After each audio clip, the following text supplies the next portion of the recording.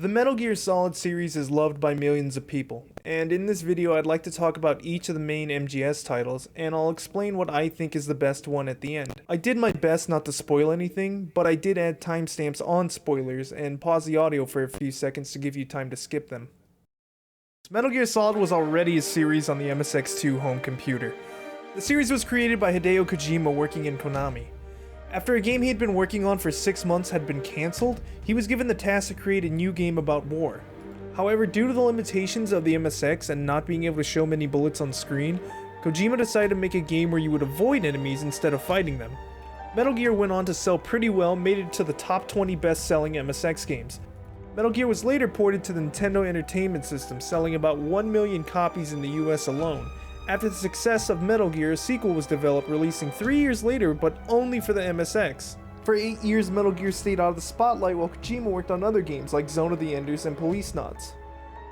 Eventually, Metal Gear would come back as Metal Gear Solid, originally planned for the 3DO. Thankfully, the 3DO was cancelled and development shifted to the original PlayStation. Released on September 3rd, 1998, spanning 2 discs, Metal Gear Solid set the bar for all stealth action games. I first played Metal Gear Solid 1 on the PS3, so I was really late to the game. Metal Gear Solid takes place in Alaska in the far-off year of 2005. The point of a Metal Gear is that it would be much harder for an adversary to hit a mobile tank that can launch nukes, as opposed to stationary silos. So Rex has been captured by Foxhound, a special forces unit of the US Army made by Big Boss. Who is Big Boss? Don't worry about it. Foxhound plans to use Rex against the United States. Each member of Foxhound is named after an animal, like Decoy Octopus, who can disguise himself as anyone. He does such a good job at it, he even injects the blood of the person he's trying to mimic into himself, diseases and all. The other members of Foxhound are Sniper Wolf, Vulcan Raven, Liquid Snake, Psycho Mantis, and Revolver Ocelot. You play as Solid Snake, a special operative soldier who's been pulled out of retirement for one last job and who was part of Foxhound before retiring. I'm gonna do my best not to spoil any of the games from here, but I'll put up a time code if I do spoil something. This is the first time the series had ever been done in 3D, so the gameplay of Metal Gear Solid is a bit rough. Thankfully, this game uses the PlayStation 1's DualShock thumbsticks, or you can use that awful D-pad. Movement is fine, but the attacks can be a bit stiff. Melee attacks don't always work in the direction you're pointing them in, and aiming is handled with an auto-aim if enemies are close enough. Melee attacks and sneak attacks will be your main weapon for most of the game because ammo is pretty limited and the sound of gunfire alerts the guards. So you want to try to sneak past as many enemies as you can, and the few that you can't, you can just choke them out.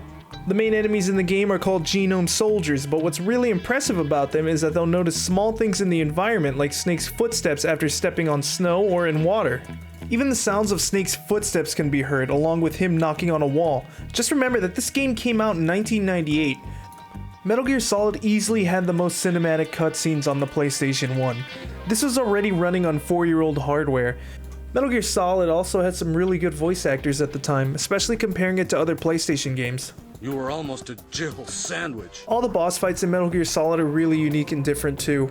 You start off fighting Revolver Ocelot in a tight close quarters fight where a hostage is in the middle of the room.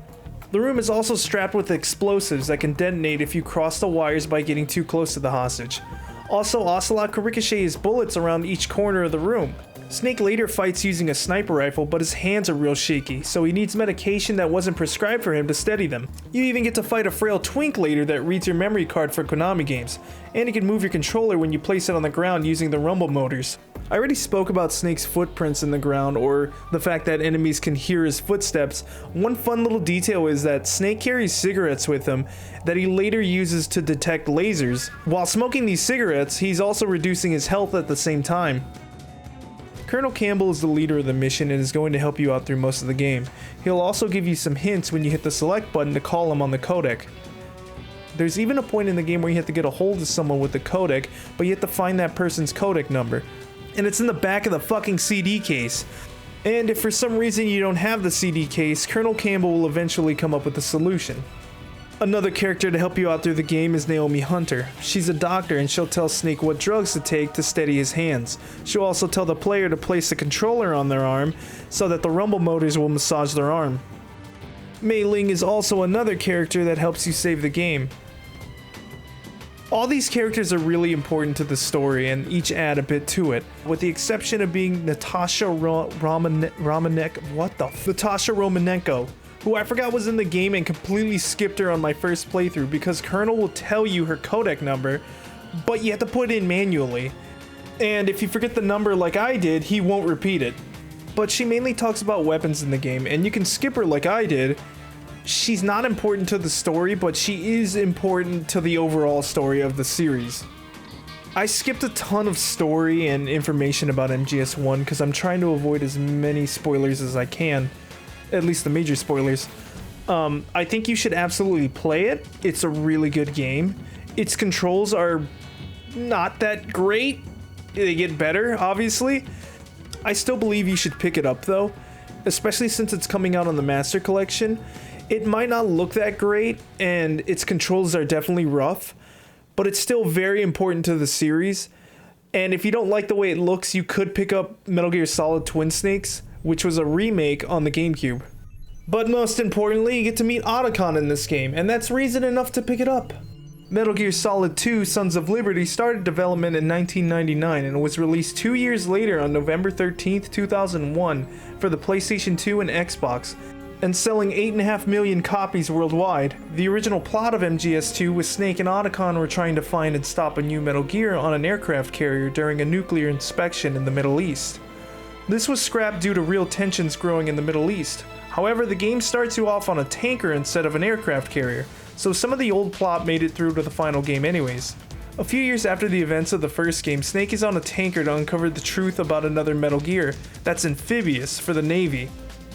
Snake is no longer working for the military or under a governmental branch. Snake and Otacon now work as a team to disarm Metal Gears. The secrets of Rex were sold on the black market, so other nations and manufacturers are making their own version of a Metal Gear. Metal Gear Solid 2 starts you off on a tanker with soldiers roaming around because Snake and Otacon got a tip that there's a new Metal Gear on this tanker and it's being moved. Snake is there to photograph the Metal Gear and leak its presence to the world and possibly destroy it. However, later the tanker gets taken over by Russian soldiers led by Revolver Ocelot. That's right, the old man you fought in MGS1 is back and he has Liquid Snake's arm now. So Ocelot takes control of this new Metal Gear and causes the tanker to sink into the Hudson River. This is like the first hour or two of the game, then it completely switches up. We're thrown 2 years later and now there's this decontamination facility to clean up the mess from the tanker when it sunk. The blame being placed on Solid Snake, who's said to have died on the tanker when it sunk. The decontamination facility is named Big Shell, and it gets taken over by a terrorist group called the Sons of Liberty.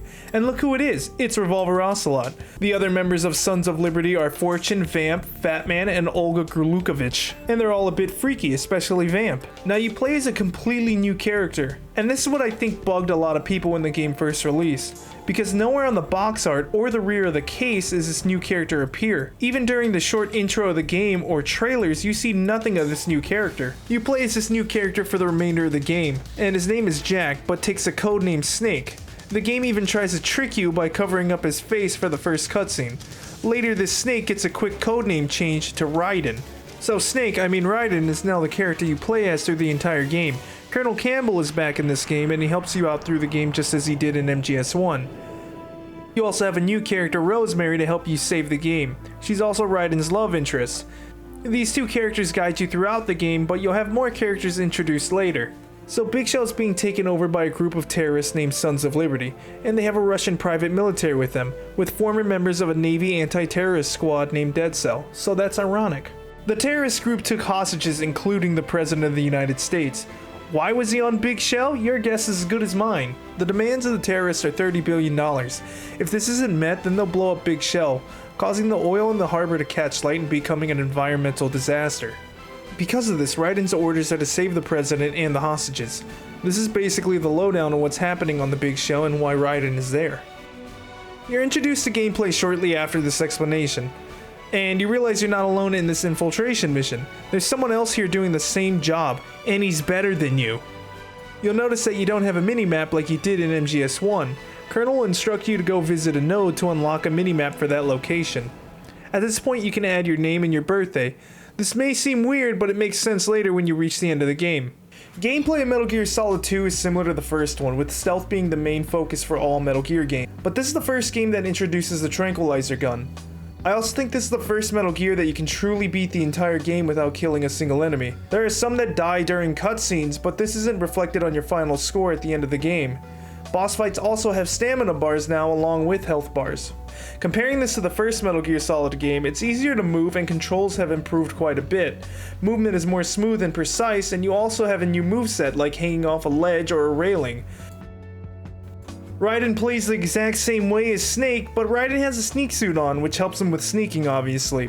His footsteps can't be heard by enemies when he's running past them or near them. This is different from the first game where even walking past an enemy too quickly will get you noticed. Metal Gear Solid 2 also introduces a new first-person mode to help you with aiming. You can't aim down sights except for a sniper scope, but you get a handy laser to help you place your shots. And you can't move while aiming. It's not bad, it's just a bit stiff when moving your weapon around and landing a shot can be difficult. Especially when there are certain locations on an enemy body that will make them pass out or die quicker. A tranquilizer to the head will knock them out immediately, while a shot to the torso or arms will take longer, and a shot to the leg will take the longest. But if you land a shot on their butt, it's an instant knockout too. You can also punch a soldier in the nuts, and that knocks them out immediately too. The variety of weapons is just as wide as the first Metal Gear Solid, except they've added more weapons and items. The level of polish and small details carry over to Metal Gear Solid 2. Again, Snake's footprints from the rain can be seen, or even Snake and Raiden getting a cold from being out in the rain for too long, or shooting pipes to temporarily blind enemies, even having a grip strength meter that can raise by doing 100 pull-ups. I know it's dumb, but it's something I can't think of anyone else adding because why would you need it? And I said you have to do 100 pull-ups just to move up to a rank 2 in your grip strength, and there are 3 levels. You'd have to do 200 pull-ups just to get it there. It's really only useful for 100%ing the game. In Metal Gear Solid 2, you aren't punished for playing the game how you want to play it. If you want to kill every enemy in the game, you can. In fact, it's probably easier this way. When knocking enemies out, they wake up after a certain amount of time or can be woken up by other enemies.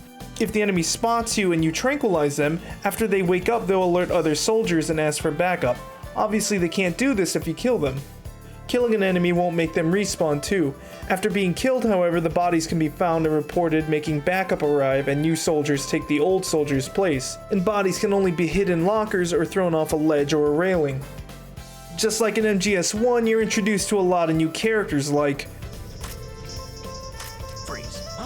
So I'm going to talk about the Sons of Liberty crew now. So, we already know about Revolver Ocelot, but he's back, and so is Liquid Snake, and he's an arm now.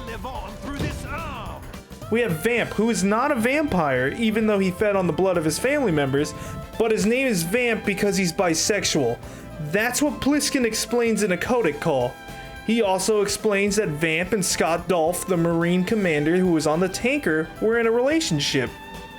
Speaking of Scott Dolph, he's the father of Fortune, and I don't know how you would tell your coworker you piped her dad. After encountering Vamp, you'll meet Fortune and notice that bullets ricochet around her and grenades fail to detonate near her. That's pretty much how she got her name. The last member of Dead Cell we have is Fat Man, who is an explosive expert. He's also a student of Peter Stillman, a bomb disposal expert that Raiden meets on Big Shell. He helps you disarm all the bombs in Big Shell. Fat Man is actually named after the nuclear bomb that was dropped on Japan and not because he's a fat bastard. But this fat bastard managed to build an atomic bomb at 10 years old. The Fat Man is surprisingly smart. He planned for the bombs on Big Shell to be defused because that would activate a much bigger bomb he hid somewhere. I want to mention Olga Grulukovich too. She's the daughter of Sergei Grulukovich, the Russian commander who died in the sinking of the tanker.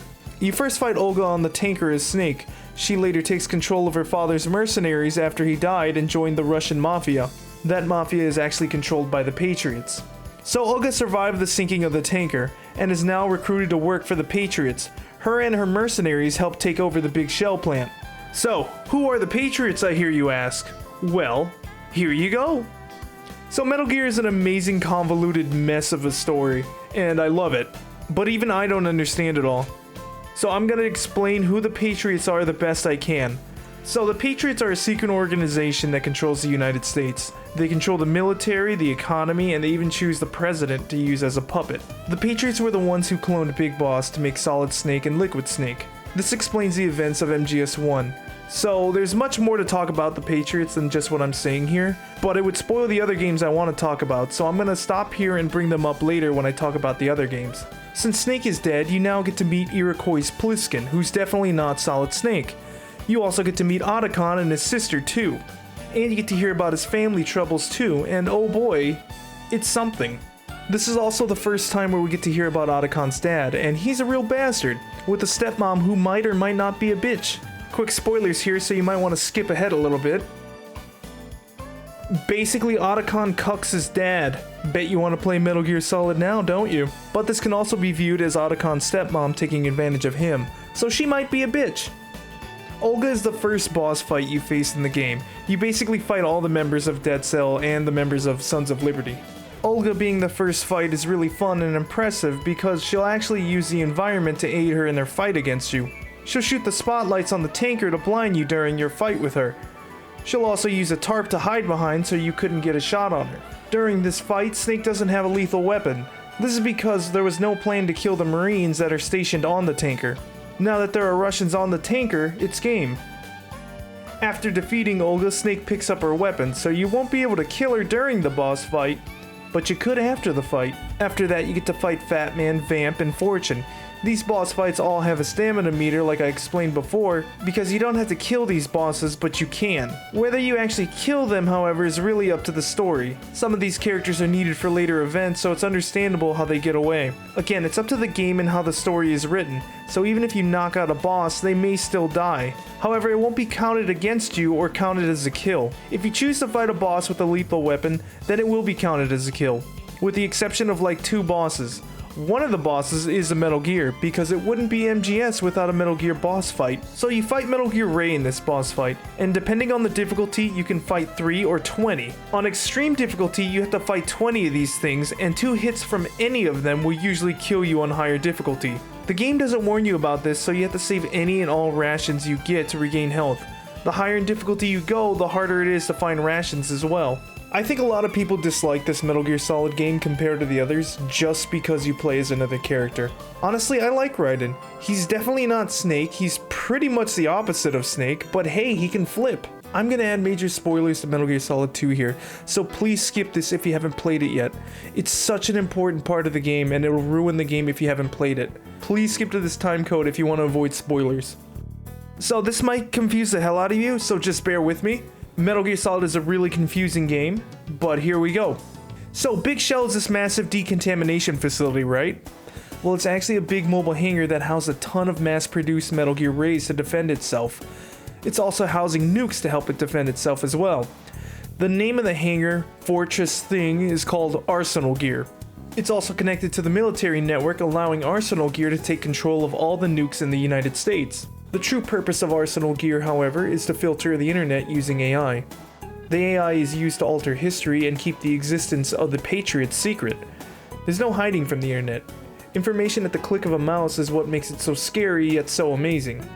That's why the Patriots want AI to filter through it all, to remove any existence of the Patriots found online, and to control what is being seen. In Metal Gear Solid 2, your guide, the person who helps you through the entire game, is Colonel Campbell. Well, it turns out he's actually AI, made by the Patriots to mimic Colonel Campbell to manipulate Raiden into infiltrating Big Shell. That way the AI could study complex data. Later in the game, it even disguises itself as Rosemary. The AI explains to Raiden that a bunch of junk is constantly being uploaded to the internet, like this video, but that there's tons of junk, slander, and rumors that are constantly being uploaded that serves no purpose of being saved, but will always be there. This hides and slows down progress of useful things that can be uploaded and saved. The AI wants to filter what is useful and what isn't useful. However, is this a form of censorship? Raiden argues it's about censorship because why must the AI decide what is useful and what isn't? The AI argues that humans are constantly in a cesspool of half-truths and echo chambers to stop themselves from being hurt. Billions spent on new weapons in order to humanely murder other humans. Rights of criminals are given more respect than the privacy of their victims. Although there are people suffering in poverty, huge donations are made to protect endangered species. Everyone grows up being told the same thing. Be nice to other people. But beat out the competition. You're special. Believe in yourself and you will succeed. But it's obvious from the start that only a few can succeed. The AI also talks about how truths can be turned into completely different kind of truths, and we choose what to believe in if it makes us comfortable. We won't want to argue against it because it causes us to hurt. The AI wants to tell you the truth no matter if it hurts or not. We can believe what we want to believe, but is it truly our belief? Or is it someone else's belief that we've adopted? The AI knows that we have feelings for what we believe. If something goes wrong, even if we are in the wrong, we want to believe we've done nothing wrong. And we can easily try to move that blame onto something else. If someone gets into a car accident while on their phone, who's at wrong here? Obviously it's the person on the phone, but that person may feel like it's the phone's fault for distracting them. This is technically the truth. If it wasn't for the phone, this person wouldn't have been distracted. The AI asks if someone like that should be able to decide what a truth is. This definitely isn't the best explanation, but it's the only one I can come up with. Funny enough, this AI actually predicted Twitter, with how much junk and rumors are being spread online and how dangerous misinformation can be. Ironically, Kojima himself fell victim to this when he was misidentified as the assassin who killed Japan's prime minister. There's also misinformation within the game itself. I said in the beginning that you can see the front and back of the box, but nowhere on the box is gameplay of Raiden. He comes out of nowhere and you play most of the game as him. You might be expecting to play as Snake the whole time, but you were lied to by the box art itself. I can't do this part of the game justice. I highly recommend you go watch The Most Profound Moment in Gaming History by Max the Rat. He does a much better job than I could have, and I will leave his video in the description. And hopefully after watching his video you can see how amazing Metal Gear Solid 2 really is. That's the end of the spoilers. I love Metal Gear Solid 2 and I think everyone should play it. It improved so much over the first game. I'm not saying the first game was bad, but what I'm saying is Metal Gear Solid 2 is just as amazing. But I like it even more. Raiden is a fun character to play as, and I was just as upset as a lot of people were when I had to play as him. But I learned to love this character almost as much as I love Snake. I'm sure I missed a ton of things in this video, and I absolutely recommend you go play Metal Gear Solid 2 to experience how amazing this game truly is. It's not clear when the development of Metal Gear Solid 3 started, but it was originally planned to be developed for the PlayStation 3. However, the wait for the PS3 was too long and development shifted back onto the PlayStation 2. Metal Gear Solid 3 Snake Eater was released on November 17, 2004, surprisingly selling less copies than Metal Gear Solid 2 did at 3.6 million by August 2005.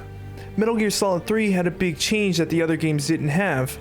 In Metal Gear Solid 3, you start Snake's mission in the jungle, far away from any base you're meant to infiltrate.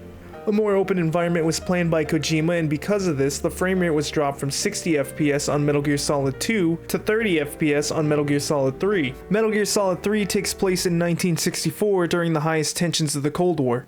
The developers added survival mechanics to the game, and the level design is less linear. And unlike in past games in the series, you start off with no equipment other than a radio and a radar. No weapons are given to you except a knife. In Metal Gear Solid 3, you don't play as Solid Snake, you play as Naked Snake. They're different. So the beginning of the story is that the USSR made a deal with the United States. The USSR would remove its nukes from Cuba, and in return, they would receive a scientist that defected to the United States. Snake's mission is to bring that scientist back, named Sokolov. The crew that will be helping Snake through this mission is comprised of Major Tom, who is your main guide through the game, and the commander of the mission. Paramedic, the name is self-explanatory. She helps by giving you tips on how to heal yourself in-game. She also saves the game for you. Rations are more rare now, so healing is done slightly differently, but we'll get to that later. We also have Mr. Sigint, who is the weapons expert of the game. Metal Gear Solid 3 has even more weapons than the first two did, so he helps explain how to use those weapons and other equipment you'll find. Finally, we have the boss, who is Snake's mentor. She taught Snake everything he knows, and they both develop a form of combat together known as CQC. So, the mission Snake is on is called the Virtuous Mission, and it doesn't go well. Snake's mentor, the boss, defects to the Soviet Union. This way she can be with an old squad she used to be in charge of during World War II called the Cobra Unit. And just like every other MGS game, these freaks are the ones you'll be fighting later on. So the boss takes a Davy Crockett portable nuke launcher, which is a real thing, and stops Sokolov from being taken. She uses this as a gift to the group she's defecting to. The leader of that group is named Volgin, and this is our main villain of the game. So the boss fights Snake, breaks his arm, throws him off a bridge, and sends him down the river. Mission failed, but he lives. And this is where you're introduced to the survival mechanic of the game. In past Metal Gear Solid games, you heal just by consuming a ration, but now in Metal Gear Solid 3, you have to heal each wound Snake gets in different ways. It could be anything from burns, to leeches, to bullet wounds, and even infections. You have to sew up wounds you receive and disinfect any wounds you may have. But to start you off, Snake has a broken arm and needs a splint, and also the wounds he received need to be disinfected. After this failed mission, Volgin decides to test out the Davy Crockett by firing it at a Soviet test facility. This sparks outcry from the Soviets because it was an American-made weapon that was fired on Soviet ground. The President of the United States tries to explain that the boss has defected and it wasn't the United States that fired the nuke. However, the Soviet leader doesn't believe it and asks the United States to prove that they didn't fire the nuke by having one of their own kill the woman who did, the boss. She's the one who is blamed for firing the nuke. The person chosen to infiltrate the Soviet Union and kill the boss is Snake, the man the boss taught everything to. The other objective that Snake has is to destroy the Shagohod, a nuclear mobile tank that Sokolov was working on. This is why the Soviets wanted him back, so he can finish the Shagohod. This mission that Snake goes on is named Operation Snake Eater. One thing you'll notice is that Snake now has a stamina bar too. This is because Snake now needs to eat to keep his strength up. This also restores some of Snake's health. Now, for the most part, food needs to be hunted. Rations are rarely seen except for areas where soldiers are stationed. Thankfully, this isn't very hard. Animals can be found in almost every location. Some animals can be captured alive and others will need to be killed. Rarely will you be able to find food in lockers, and each food item gives a different healing amount. Snake will usually make a comment on how the food tastes depending on how much it heals. You can't hold on to food forever though. Eventually it begins to spoil, and you can tell when it's spoiled when a fly is on it. This is a really clever way to keep you from just hoarding a ton of food in the game without having to hunt anymore. One thing I didn't mention is that when Snake is seriously hurt, he won't be able to heal until his wounds are addressed. Small damage and some wounds can heal over time or just be healed with a quick meal. You'll know when Snake is seriously hurt when his health bar is red and you're not allowed to heal beyond that point unless you address the wounds. Depending on your playstyle, this may become tedious, but you have to take a lot of bullets before having to remove them. Thankfully, you don't have to remove each one. Wounds can also heal over the span of real time off the console's clock. The biggest issue with Metal Gear Solid 3 was when the game originally released, it was with the same camera that was similar to the previous games. And while it works good for those games, it doesn't work so well for this one. The problem is that the camera only shows you some of the environment you play in, while enemies who aren't in view of the camera can see you. This causes a lot of alerts to happen that are completely out of the player's control. In past games, this wasn't an issue because of how tight the levels were. Kojima chose to keep the camera similar to the other games because he planned on the MGS series of games being a trilogy. As dumb as that sounds, the team thankfully fixed the camera and did more of a standard third person on the re-release of the game that came out December 22nd, 2005, called Metal Gear Solid 3 Subsistence. This version of the game came with the fixed camera and more content on 2 discs. It even had multiplayer, a team deathmatch game of 4v4. Thankfully, if you got the HD remaster, you get the better camera, but unfortunately, you lose the extra content. Just like in Metal Gear Solid 2, you're later given a tranquilizer gun and a lethal pistol. More weapons in this game are scattered around and the selection gets bigger with every game, but non-lethal weapons are limited to a pistol, a sniper, and a stun grenade. One thing that is different is now suppressors have a lifespan. If you fire your weapon a certain amount of times, your suppressor will break and you'll have to find another one. This is another neat aspect of the game because now you have much more room to move around in. The game wants you to take advantage of the extra space.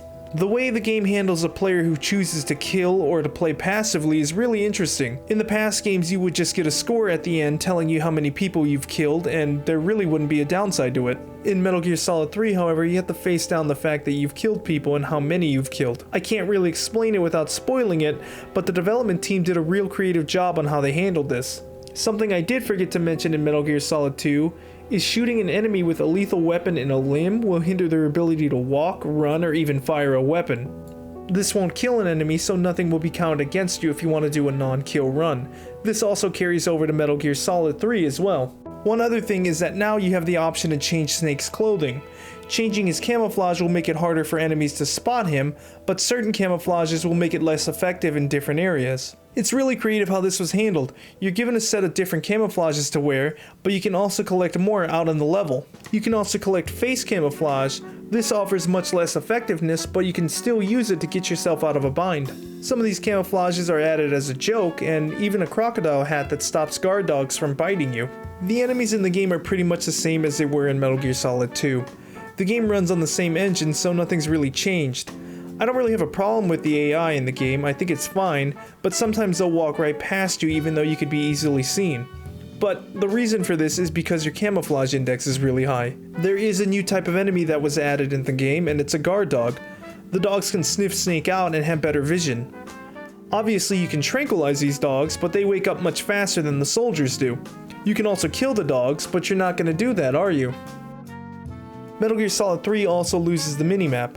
No longer can you see where an enemy is looking, but you can use a sonar radar to see if there's anything moving around you. This can help you find animals that might be moving or enemies that are moving too. With the way the camera was in the original game and the lack of minimap, it's a miracle anyone beat this game. Metal Gear Solid 3 carries on the tradition of having long cutscenes, and even adding a first-person view to some of these cutscenes, usually marked when you can do these with a button press. However, there are some secret first-person cutscenes that are mostly jokes, but some of these cutscenes will help explain the plot a little bit more, or completely confuse you. Two important characters I haven't mentioned yet is a young man named Ocelot. That's right, he's back for a third time, but this is a very young Ocelot, a really inexperienced Ocelot. He hasn't adopted the revolver part of his name yet, because it's Naked Snake that teaches Ocelot that the way he uses his gun is more suited for a revolver. We learn that Ocelot really likes this guy. A lot. The other character we meet is Eva. She's an undercover agent that works for the KGB, but now she's working for the CIA. So that's someone you could really put your trust into. Eva helps Snake through his mission, and she talks about the bosses of the game. She'll give you a description of what they're like and who they were. Speaking of bosses, these are probably the most creative in the series. And there's about 9 different bosses you'll face in the game, and they're all really different. In one battle you're fighting in water, using it to dive for cover, but having to watch your oxygen level. In another fight you're fighting in a small wooded area with traps laid down, while the boss sits on high ground in the trees. You don't have to kill any of these bosses, and in fact there's a boss fight that fires tranquilizers at you, lowering Snake's stamina, causing him to black out, so having food is a must. But what I enjoy about this fight so much is that you can leave the area and return with food to finish the fight later. I think the boss fight everyone thinks about when they think of Metal Gear Solid 3 is the end. He's an old man with one foot in the grave already, but he's refusing to fully step in. He's a sniper that hides in different areas, and you're not allowed to progress in the game unless you kill him or tranquilize him. The creativity of this fight alone is something I could talk about for hours.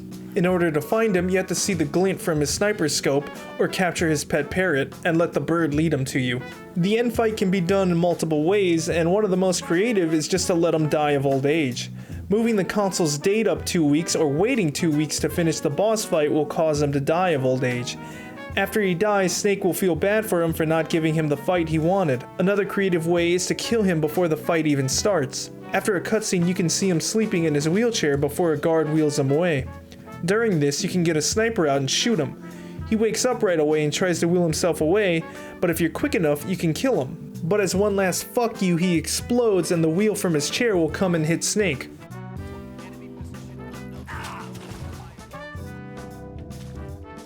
If you choose to fight the end the proper way, you can sneak up on him. Now this is easier said than done because he has really good eyesight and really pretty eyes. If you manage to sneak up on him a few times, you can hold him up where he drops some items and arguably the best camouflage in the game besides stealth camo. Fine, have this. I spent a really long time talking about fighting the end, but I could talk about each one of the bosses because they're all fun and each have a charm of their own. I'm glancing over these bosses because you deserve to experience them yourself. There was one fight that I was annoyed with, but it was because it was my own fault for not figuring out what to do. But to be fair, it's kind of fucking stupid. So to avoid spoilers, I'm not going to tell you who you're fighting, but know that at the end of this fight, Snake dies. He has to die, and to not get a game over, you have to use the revival pill that's embedded into Snake's tooth. Now, this is an item that I never use and I completely forgot existed after seeing Eva. You're given no hints what to do in this fight, and you can't use the radio to call for help. I'm sure I would have enjoyed this more had I figured it out myself, but I just ended up Googling it. So now I want to talk about the Cobra unit.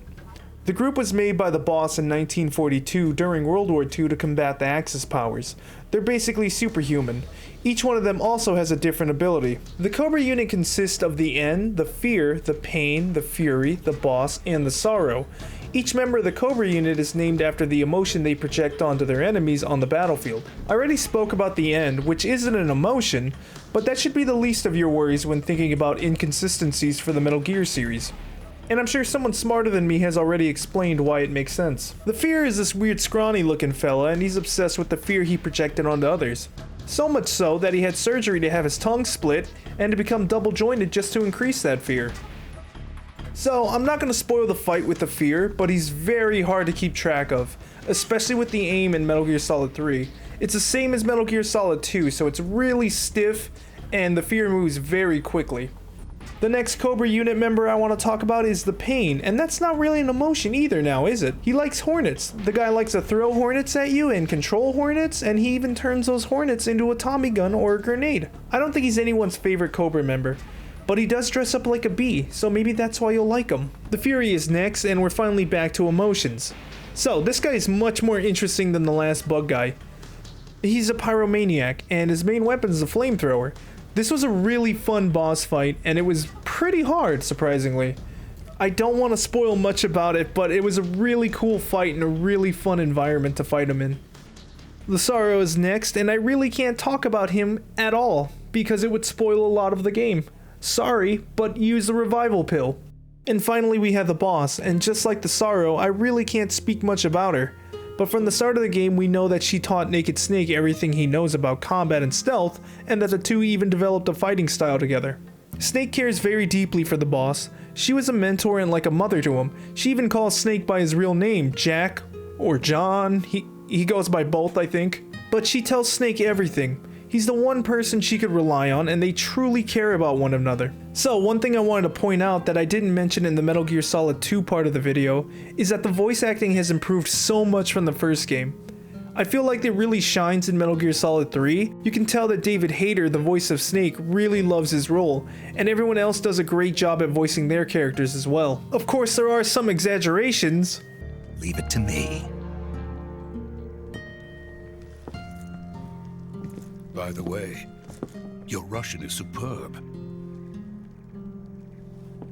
Where did you learn to speak it?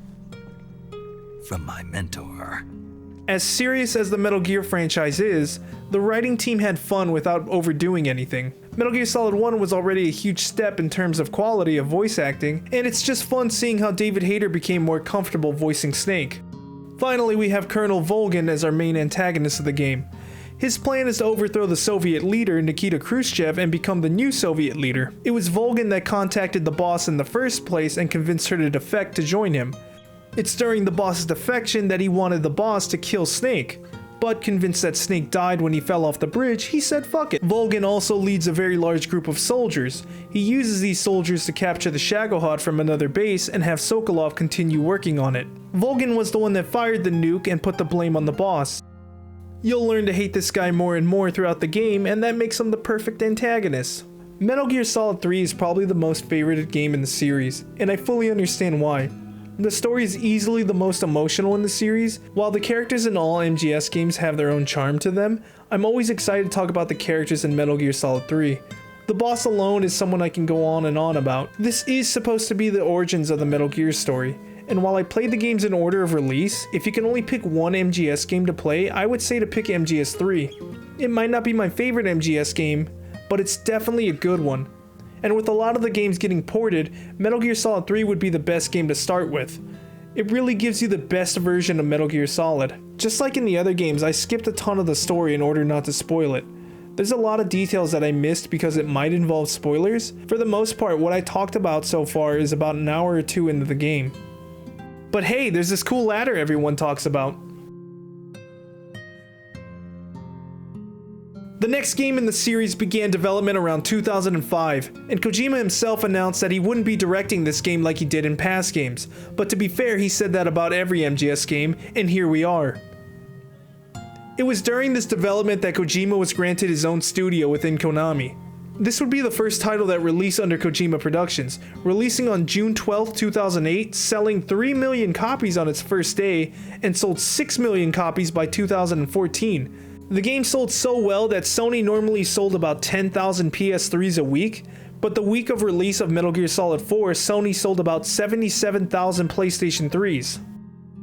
Metal Gear Solid 4 Guns of the Patriots would be a PlayStation 3 exclusive. This was due to the PlayStation 3 being more powerful than the Xbox 360, but more importantly, the PlayStation had a Blu-ray player.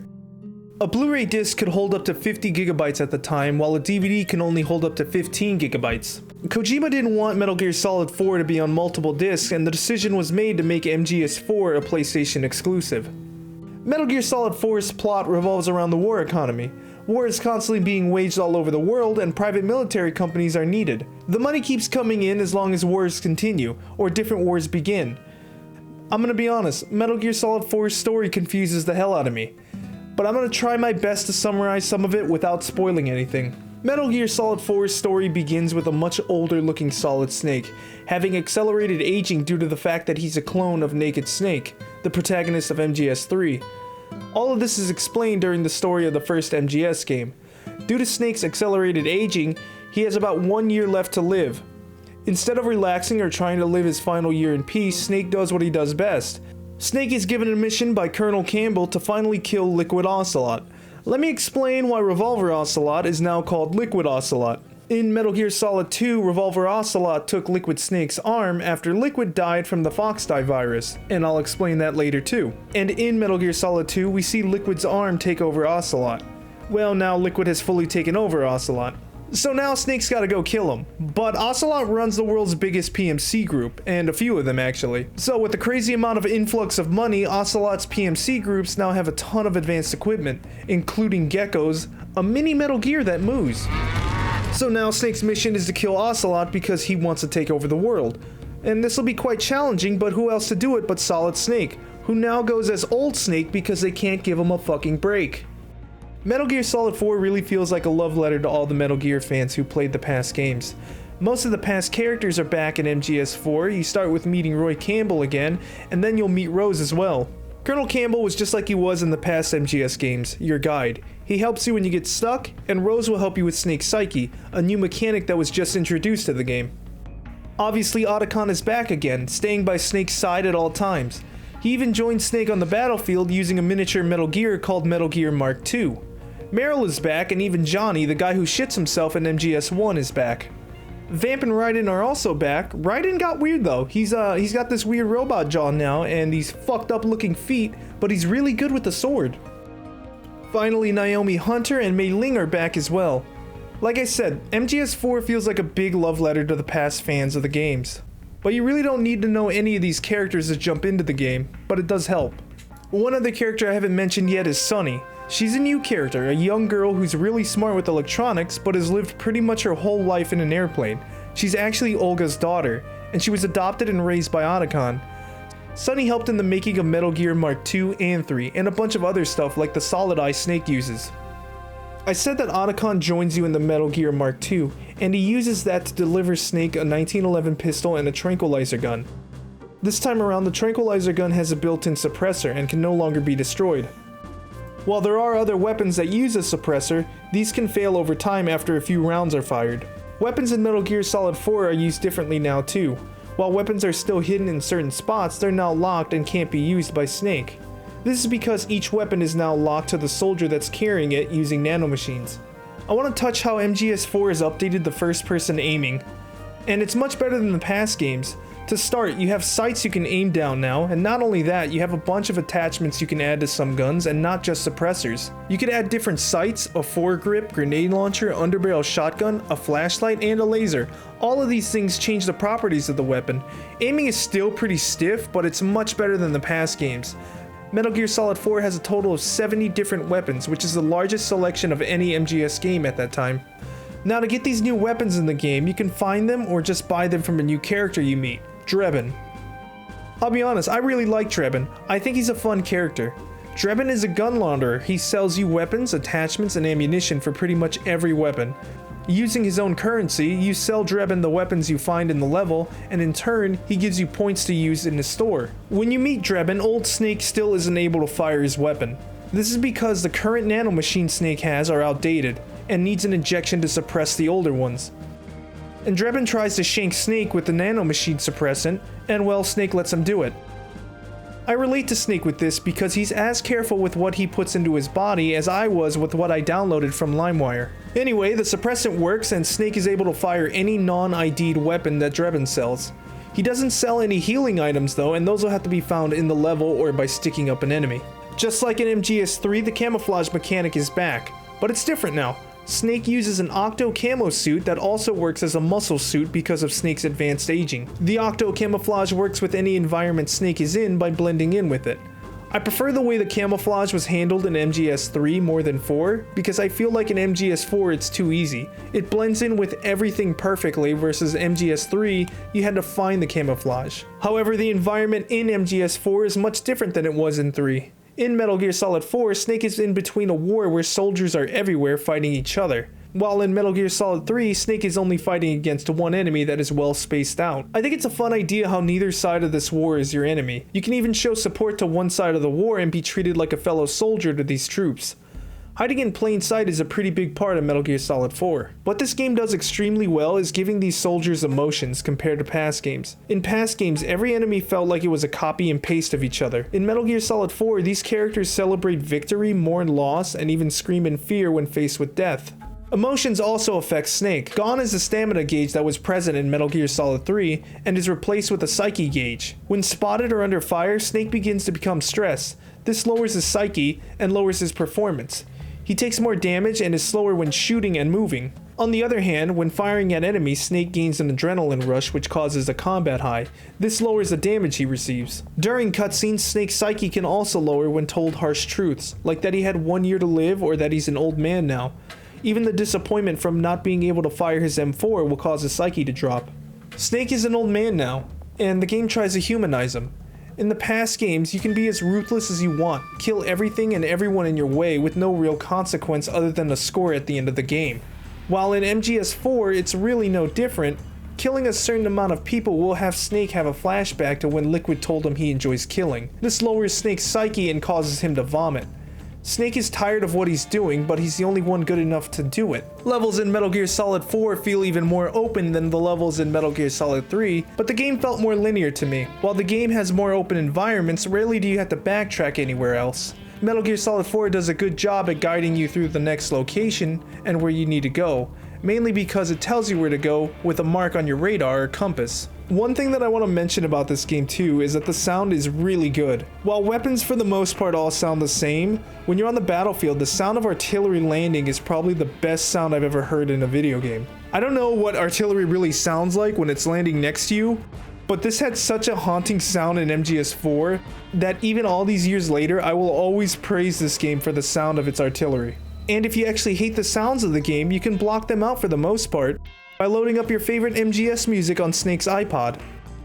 I enjoy the levels of this game, but there's one level where the objective is to trail this resistance fighter somewhere in Eastern Europe, and it's the most boring part of the entire game. You follow this dipshit in his eye-watering 3 feet per hour movement speed just to keep him from being spotted and arrested during a late night curfew break. It just reminds me of those awful GTA trailing missions that I don't think anyone actually enjoys. I enjoy the way Metal Gear Solid 3 handled the map and pacing of the game better than 4, but MGS4 is such a big game I can kind of understand why it's done this way. Metal Gear Solid 4 has a 71-minute cutscene. That's a movie, and that's for one cutscene. The game's cutscenes alone are longer than the entire first game, with around 8 or 9 hours of just cutscenes. And it's during these 71-minute cutscenes they can see just how much of an upgrade this new console made the games, with how fluid the movement is and how smooth the animations are. I said earlier that Metal Gear Solid 4 felt like a love letter to all the fans, and it truly feels that way.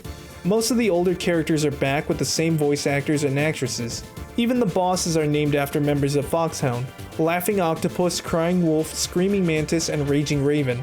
And each emotion is similar to the Cobra unit in Metal Gear Solid 3. You even get to go back to Shadow Moses where the first game takes place. Snake has these flashbacks in different areas in Shadow Moses, and one of the coolest boss fights in the entire series is done here. I'm not going to talk much about the Beauty and the Beast unit because they're best described by Drebin after you defeat each one of them.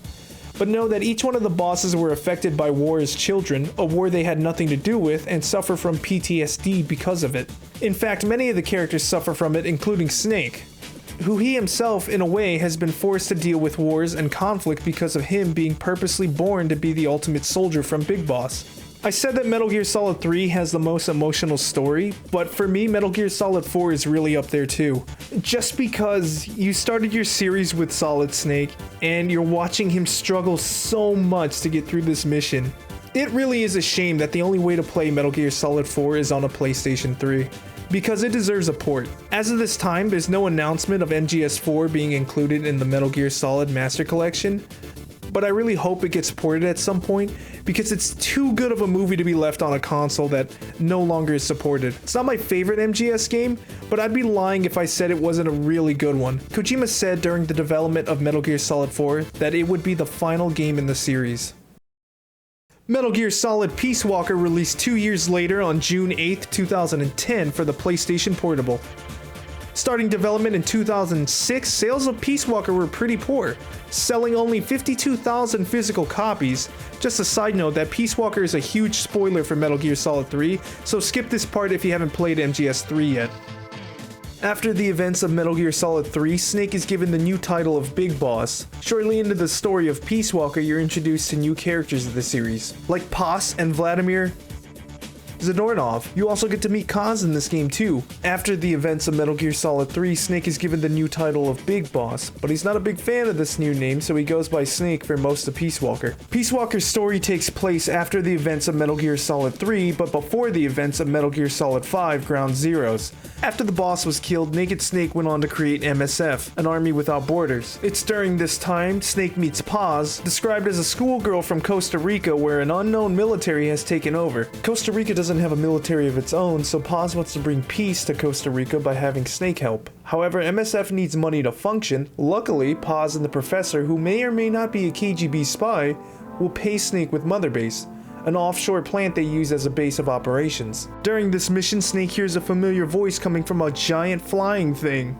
Snake's mission is to bring peace to Costa Rica, but also trying to find out why this thing had the boss's voice. The characters in this game are nowhere near as memorable as the old games, I think, with the exception of being Kaz, Huey, and Paz. And it's probably because you'll never see them again outside of this game. They're mentioned in later games, but that's really it. It's kind of a bummer because Peace Walker is a really important part of the series. It seems that a lot of these characters were just skipped over after Metal Gear Solid Ground Zeroes.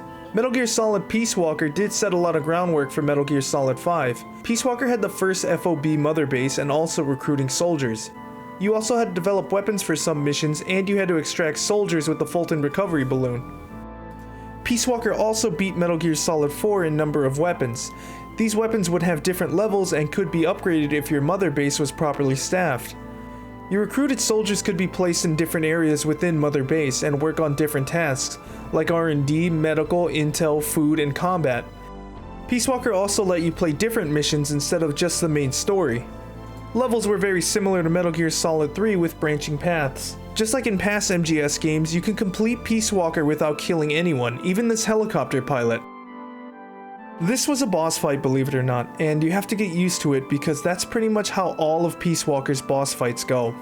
This is where I had the biggest problem with the game. Every boss fight you face is some kind of vehicle, which can be impressive at times due to the scale of the bosses, mainly the AI pod bosses. They're the really big ones if you couldn't tell. But a lot of the times, and I mean a lot of the times, you're fighting tanks or a helicopter or some kind of armored vehicle. It feels so lacking compared to the other main MGS titles, but it was most likely done because of the limitations of the PSP. An example of this could be the aiming of Peace Walker. Snake can fire his gun from an over-the-shoulder third-person view, and you can actually move during this. However, there is no first-person view in this game, so placing accurate shots really isn't all that possible. Getting a shot on someone who's a real small target and is using cover would be really difficult with the third-person aiming that Peace Walker has. I played Peace Walker on the PS3, and thankfully you can control the camera with the right stick. The problem I had with the controls was it was difficult for me to fight bosses with them. This was because the square button is used to shoot, and the R1 button is used to aim, while using the right thumbstick to make small adjustments where you're aiming. I can imagine how hard it would be to play with just one thumbstick. Peace Walker also did have an aim assist, but I never really used it. You also had the choice of a different control setup, so that might help. The scale of Peace Walker is what's most impressive to me. Peace Walker was made for the PSP using a Universal Media Disc, or UMD. The UMD can only hold about 2 GB of data, and to have a game the size of Peace Walker on a UMD is really impressive. Peace Walker even had online co-op where you could play with up to 4 people. Surprisingly, most missions can be played with online co-op. Levels even had certain spots where a co-op partner can help you over a wall or a ledge. All of this was possible on a tiny console that you can use in a car ride. I played through Peace Walker again just for this video. I didn't like it the first time I played it. I didn't enjoy having to find soldiers and capture them. Wasting the momentum I had to see what level this soldier was at, and then having to Fulton him away. Doing this to every soldier that's on the field felt tedious to me, so I never really finished it. While capturing enemies was still a bit annoying, and having to place everyone in Mother Base just to upgrade weapons was still annoying to me, it wasn't as bad as I originally thought. Peace Walker just has a certain charm to it that you can't find in other titles. There's just something about Snake's dead face reaction to everything that's happening that you can't find in other MGS titles. Peace Walker also has 2 endings, and it's kind of a pain in the ass to get the real ending. If you want to get the first ending, you need to play the game like normally and get through all the main ops. If you want to finish the game completely and get the real ending, you have to find a certain character in 6 different locations in the game, because they somehow keep escaping from the brig. But to even unlock these missions, you have to have a few things done. First, you need Mother Base to have a second plant. How do you get a second plant? You need to level your crew's intel level to 40. After that, you need to do 13 side ops to complete the second plant. Then you need to make sure Metal Gear Zeke is complete.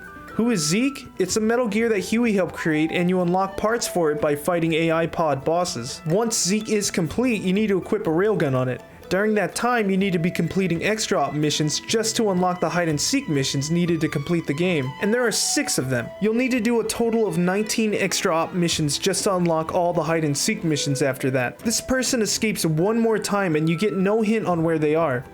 Doing all the extra ops to get the end wasn't hard, but it was really monotonous. The extra ops can vary in a bunch of ways, but they repeat a ton of times and it feels so convoluted and so much unnecessary padding just to get the real ending of the game. I enjoyed Peace Walker, I really did, but I didn't enjoy having to play 4 extra hours of boring ops just to reach the end. Oh, and I used a guide to figure this all out. There's no way in hell I would have figured out I needed to have a level 40 intel, Zeke with a railgun and not out on a mission, and not assigned to an outer ops group. Find the prisoners 6 times, with the final one not even getting a mission where they're located. You will need a guide. In the end, I think Peace Walker was pretty good. It's packed with tons of content and even more missions. It also had online co-op so you can play with your friends, something I wish Metal Gear Solid 5 had. It has its problems, and it's definitely not my favorite Metal Gear Solid game. But it is worth playing just because of how important the game is to the series. You don't have to get the true ending of the game, I would recommend just looking it up, because those 4 hours of extra ops could be spent somewhere else. Metal Gear Solid 5 Ground Zeroes was released on March 18th, 2014. It acted like a prologue for the next Metal Gear Solid game, and as a demo to show off what the brand new Fox engine could do. Ground Zeroes was really short, but it had a good amount of content in it in the form of different missions you can do in the same level. I'm not going to talk much about Ground Zeroes because I'll cover it all in the next game, but Ground Zeroes is set after the events of Peace Walker. Chico, who you meet during Peace Walker, is captured while trying to rescue Paz. Big Boss's mission is to rescue both Chico and Paz. All this happens while a planned UN inspection was going to happen in Mother Base. This may or may not have been a ruse. Spoiler alert, it was a ruse, and Mother Base is destroyed. Big Boss's helicopter is brought down by Paz because she had a bomb in her coochie. This all leads up to the events of Metal Gear Solid 5, The Phantom Pain. Metal Gear Solid 5's development began in 2011, with the game planned to be released on multiple platforms including the PlayStation 4, Xbox One, PC, and the last generation of consoles. During the development, Kojima said he was not involved with any development and that the game was being developed by Moby Dick Studios. This was because the game wasn't shown as Metal Gear Solid 5, but only The Phantom Pain. Going by the trailers, however, it was pretty easy to see that it was going to be the next MGS game. This would be the last game Kojima would work on due to a falling out with him and Konami. The game released September 1st, 2015, selling 3 million physical copies in the first week and 6 million copies by the end of 2015. After the events of Ground Zeroes, Big Boss is now in a coma, waking up 9 years later. A few days after that, the hospital is now under attack. Getting help from a masked man going by the name of Ishmael, he helps Big Boss escape the hospital by stealing an ambulance, and eventually crashing the ambulance. Big Boss then wakes up and Ishmael is nowhere to be found.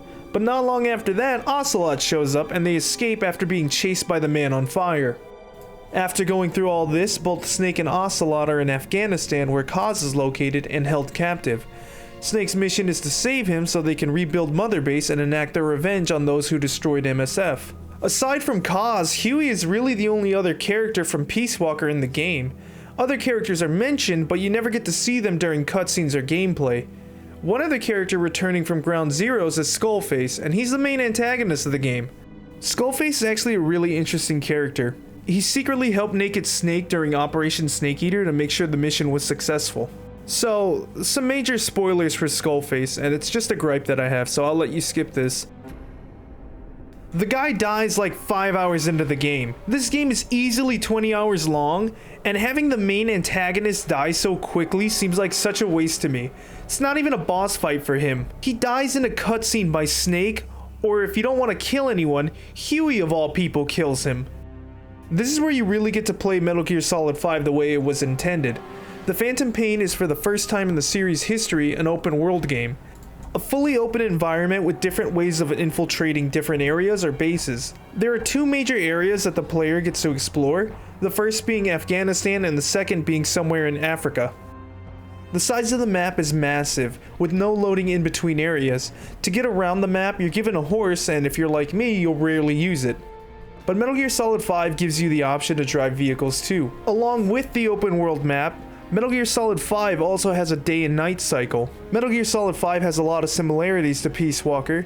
You get to choose the mission you want and play 157 missions in total, with most of them being side ops, and about 50 main missions, but the game is packed with plenty to do, with each mission giving you extra challenges to do if you want. Before each mission, you're given a chance to prepare. By selecting camouflage, weapons, and equipment, the amount of weapons and equipment in MGS5 compared to the other games are massive. This time, you aren't just limited to having a non-lethal pistol and a sniper. Certain weapons can now use rubber bullets to knock enemies out. Ballistics are also different in this game now as well. In past games, you never had to worry about bullet drop, but in MGS5, bullets can drop from gravity, especially non-lethal rounds. Suppressors can also break still, and will need to be replaced by an airdrop. Along with weapons, you can make a bunch of different equipment, like decoys that can confuse the enemy. Metal Gear Solid 5 also introduces a buddy system, someone to join you on a mission. You have 4 options only, but each one is really different, and you'll most likely be picking 2 anyways. The 4 options you have are the horse, D-Walker, which is a small manned robot Snake can ride on top of. It can also carry a weapon and it runs much faster than Snake. Now onto the 2 you'll probably be using. D-Dog is a wolf that you can find early in the game as a puppy. He helps you spot enemies without having to look through your binoculars. D-Dog also gets upgrades later to help kill enemies or even knock them out. The last buddy you can choose is Quiet. She's a sniper that can help spot, kill, or knock out enemies. Unlike D-Dog, she stays in a set location that you choose, or she freely moves around depending on Snake's location. You can tell Quiet who to shoot by giving her the command while looking at an enemy. Spotting enemies is a new feature in Metal Gear Solid series, and that allows you to track enemies even through walls. I think it's fine to have this mechanic because it helps you figure out options how to tackle the missions you're on. You can go in guns blazing, or you're going to sneak in without firing a shot. The enemies also evolve with the progress you make in-game, getting better armor and wearing helmets to stop headshots. Enemies' helmets can still be shot off and then shot with a non-lethal weapon to put them to sleep. Unlike in past games, there is no countdown if you're spotted. Enemies will continue to search for Snake for a set amount of time, but no counter will be shown. This time, enemies actually speak in a different language instead of a heavily accented English, or perfectly speaking English in the Middle East like they did in MGS4. Help me out, okay? However, you'll have no idea what they're saying until you extract the translator. Extracting is back just like it was in Peace Walker, and just like Peace Walker, you have to use these soldiers to help develop Mother Base and work in different areas within Mother Base. By extracting more people, you also unlock weapons and equipment. Now Mother Base uses materials that the player needs to steal or find out in the world. These materials are used to create different weapons and equipment, but also vehicles and expanding Mother Base itself. Plants and animals are also back from Metal Gear Solid 3. Plants are used for making different items stronger, like tranquilizer bullets and sleep grenades. Others are used for making drugs that keep Snake's hand steady when aiming down a sniper scope, or for speeding up time with the Phantom Cigar. Boss fights really aren't a thing in Metal Gear Solid 5. You get to fight the Skulls a few times, and the Man on Fire twice, and a Metal Gear, but that's it for the most part. You don't even get to fight Skullface. And a lot of the bosses are repeated again later, especially the Skulls. The Skulls are just super soldiers that were infected by a parasite to enhance their abilities. They can be fun to fight, like in one area you're fighting on a landing strip and you use a vehicle to kill them. But every other fight is just kind of boring after the fourth fight. A lot of times you can even just run away from them too, so I don't even know if you can call that a boss fight. For me, it's worse than Peace Walker's boss fights, and that's pretty bad. Metal Gear Solid 5 also had multiplayer, and this one I actually played. Metal Gear Online 3 had multiple game modes in a small map with up to 16 players. You pick a class of character you wanted to play, and you could unlock weapons and loadouts with the higher levels you get to. Having 4 different game modes and downloadable characters, I put a ton of time into MGO3, and it was really fun. You could connect to a squad mate and see where they were aiming, while you were trying to sneak by an enemy team and steal something from their side of the map. I haven't played it in a long time, but the time I spent on it was really enjoyable, and I really do hope that people are still playing it. The other side of Metal Gear Online was invasions into other players' Mother Bases. This is one of the coolest things in MGS5.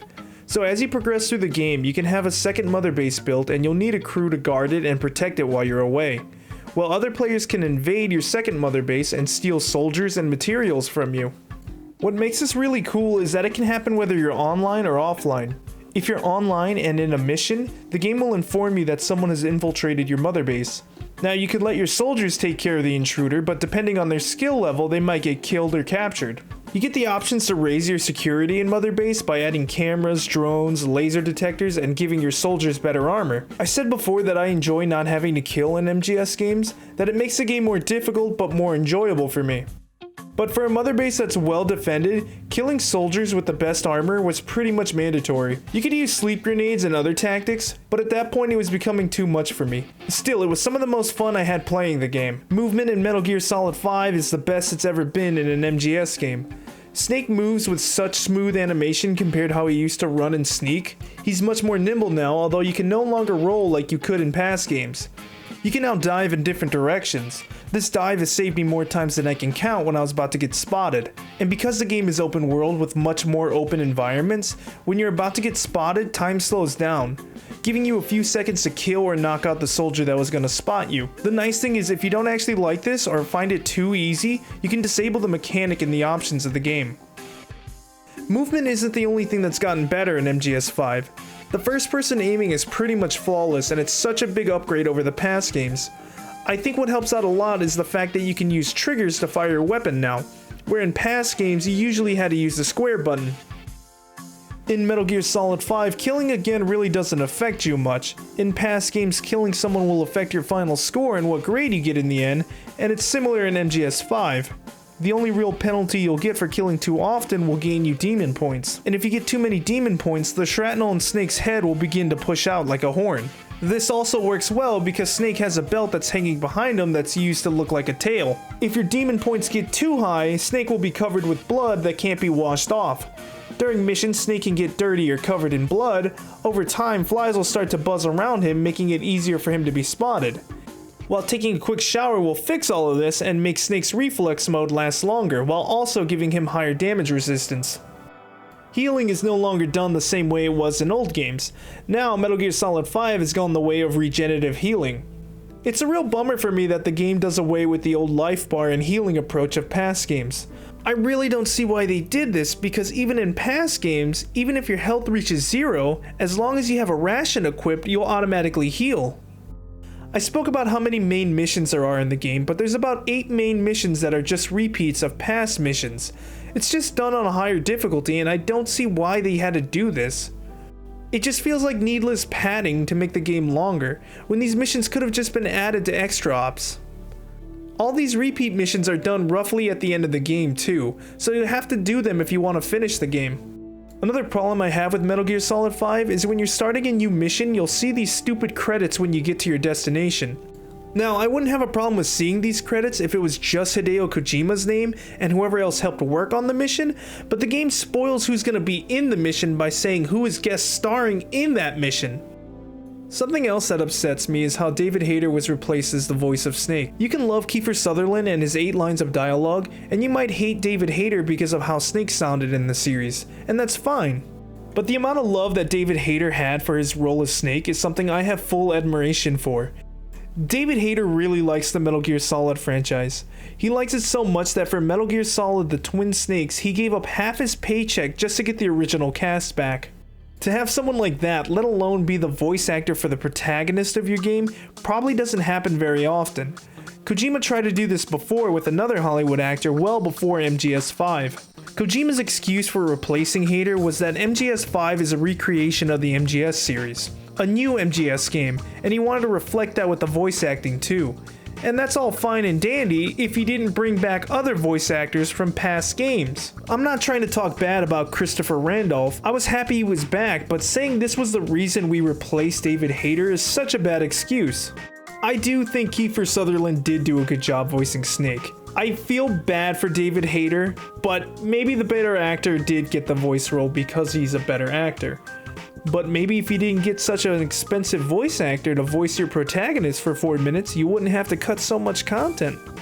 So I'm kidding. The cut content really isn't anything important to me. I think Metal Gear Solid 5 ended in a good way that ties up a lot of loose ends that leads to the first Metal Gear game on the MSX. The amount of extra story you can get in this game too is insane. So you have this little cassette player and you'll find cassettes that fill in more of the story for you. The best part about this is that you can listen to it while you continue to play the game, unlike in Peace Walker where you had to listen to them in the menus. There's a ton of cassettes too to fill in a lot of backstory, easily a few hours worth of extra story. It also explains how Huey is actually a monster and kinda gets what he deserves in Metal Gear Solid 2. I think Metal Gear Solid 5 is a fantastic game, and it's really impressive on how it handled itself in an open world environment for the first time. It has a lot of things that no past MGS game had before, but it also loses a ton of things that past games had that made them unique. MGS5's ending was nothing major shocking to me, and honestly, I thought it was kinda boring, but I felt it was a good note to end on. Metal Gear Solid 5 is a really good game, and you should absolutely play it even if the story is spoiled for you, just because how much freedom you have to tackle each mission in the game. And although you'll be playing the same mission a few times, there's so much to do and so many different ways to handle that mission, it'll be completely new each time you play it. I don't know what's next for the Metal Gear series, so Konami has announced a remake of MGS3 and a master collection of a few other MGS titles. I really hope that Metal Gear Solid 4 and Peace Walker eventually join that list, maybe even a remake of the first and second Metal Gear games. This series was something I never really expected to enjoy. I knew of the series for years and even tried it once before, but I'm so happy that I played these games. They're absolute works of art and deserve your time. Even though the story can be very, very convoluted, it's something worth experiencing. With the Master Collection coming soon, I do hope you try the series out for yourself. I also missed a lot of things in the series. I didn't talk about the themes or the scenes of each game and the meaning behind them. I skipped over a lot, and I mean a lot, of the plot of the series, but it's something best for you to enjoy by playing the games. And the thing is, out of all the MGS games I've mentioned so far, not one of them is the best or even my favorite. The best one is... It's the one with the fucking monkey! Metal Gear Solid takes everything the past MGS games have and turns the dial to 11. Metal Gear Solid throws everything you know about the past games and throws it into the trash where they belong compared to this. Metal Gear Solid isn't even made by Kojima, and that's probably the true reason he left Konami to begin with. Metal Gear Solid released on the PlayStation 2 on July 14th, 2005, selling so well it's not even kept track of. The story of Metal Gear Solid is that Snake is captured while trying to destroy a new deadly weapon called Metal Gear. Metal Gear was captured by the highly trained unit of Ape Guerrilla Force and is being held somewhere in a base with a ransom of 10 billion bananas. It's up to our new protagonist, Pippo Snake, to save the world. What I love about Metal Gear is that while Kojima is worried about releasing a whole new experience with Metal Gear Solid 5, Metal Gear already did that 10 years before. The game doesn't shy away from the true horrors of war. Having to rescue tortured POWs and having the constant pressure of being spotted, the enemies aren't just copy and paste like some of the past games were too. Metal Gear Solid doesn't shy away from handing you a deadly weapon from the start of the game. You'll be using Snake's brand new banana pistol and watermelon grenades to fight the bosses and enemies. And also destroy hidden walls, something that past games never had. Metal Gear Solid runs at a smooth and constant 60 FPS, something both Metal Gear Solid 5 and 3 wish they could. With multiple environments of indoor and outdoor locations, even having a snow environment as a callback to the first Metal Gear Solid game before MGS4 did the same. Boss battles are easily the most original in the series, and unlike in MGS5, there are no repeating bosses, and each one is very different. Cutscenes are also very short in the game because it's more focused on gameplay. The game truly is gruesome, with torture scenes not seen in media since. Metal Gear Solid also does away with David Hayter, something Kojima again got inspired by. In fact, the voice actor for Snake in this game does his role so well that he isn't even credited in the game, and no one knows who he really is. Try and match that, David. Eventually, Snake saves Snake from the torture he's been through, and this ends the best chapter of any MGS game. And Kojima didn't even get to work on it. I think what I love most about Metal Gear Solid is that it shows you, in an age where it's becoming more and more common for people to live in a constant state of despondency, maybe, just maybe, a little monkey can come and save us too. The end.